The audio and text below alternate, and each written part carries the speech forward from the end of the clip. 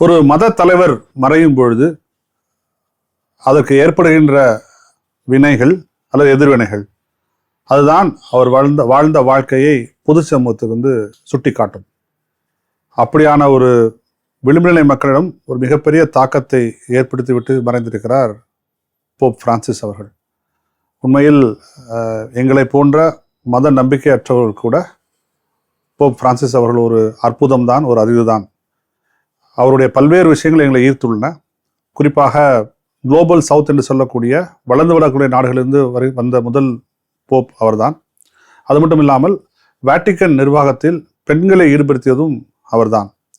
நீண்ட நாட்களாக பல்வேறு பெண்ணி அமைப்புகள் வைத்து வந்த கோரிக்கையை நிறைவேற்றி காட்டியவரும் அவர்தான்.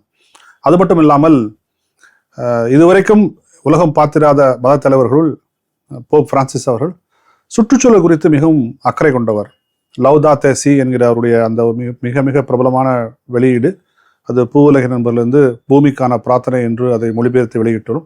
அதில் அவர் ஒரு வரியை சொல்லியிருப்பார். பூமியின் அழுகுரலும் ஏழையின் அழுகுரலும் ஒரே குரல் தான் என்று அவர் சொல்லியிருப்பார். இதைவிட விளிம்புநிலை மக்களின் வலியையும் சுற்றுச்சூழலின் முக்கியத்துவத்தையும் புரிந்து கொண்டு பேசிய ஒரு சொல்லாடலை நாம் நினைவு கூற முடியாது. அது மட்டும் இல்லாமல் உலகம் நடைபெறக்கூடிய போர்களுக்கு எதிராக தன்னுடைய ஒரு குரலை ஓங்கி ஒழித்தவர். இப்பொழுது கூட காசாவில் நடைபெற்று வரும் இனப்படுகொலையை நினைவு கூர்ந்து அதை உடனடியாக தடுத்து நிறுத்தப்பட வேண்டும் என்று தெரிவித்திருந்தார், பேசியிருந்தார். அது வெறும் இஸ்ரேல் பலஸ்தீன் போர் மட்டுமல்ல, உக்ரைன் ரஷ்ய போர், இன்னும் உலகெங்கிலும் பல்வேறு தகராறு குறித்து அவர் தொடர்ச்சியாக கவனப்படுத்தி தான் வந்தார். பொதுவெளியில் நாம் பார்க்கின்ற ஒரு மதத்தலைவர் போல் இல்லாமல் அந்த மதத்திற்குள் முற்போக்கான விஷயங்களை எப்படி கொண்டு வருவது.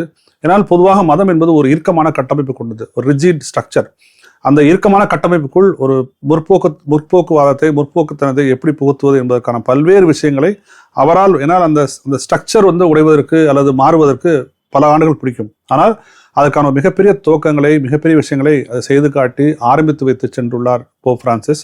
உண்மையில் அவர் இந்த உலகம் கொண்டாட வேண்டிய ஒரு மதங்களுக்கு அப்பாற்பட்டு, ஜாதிகளுக்கு அப்பாற்பட்டு, புவியியல் அமைப்புகளுக்கு அப்பாற்பட்டு, தேசங்களுக்கு அப்பாற்பட்டு உண்மையில் கொண்டாடப்பட வேண்டியவர் போப் பிரான்சிஸ் அவர்கள். நிச்சயமாக அவருடைய இழப்பு பேழப்பாகும்.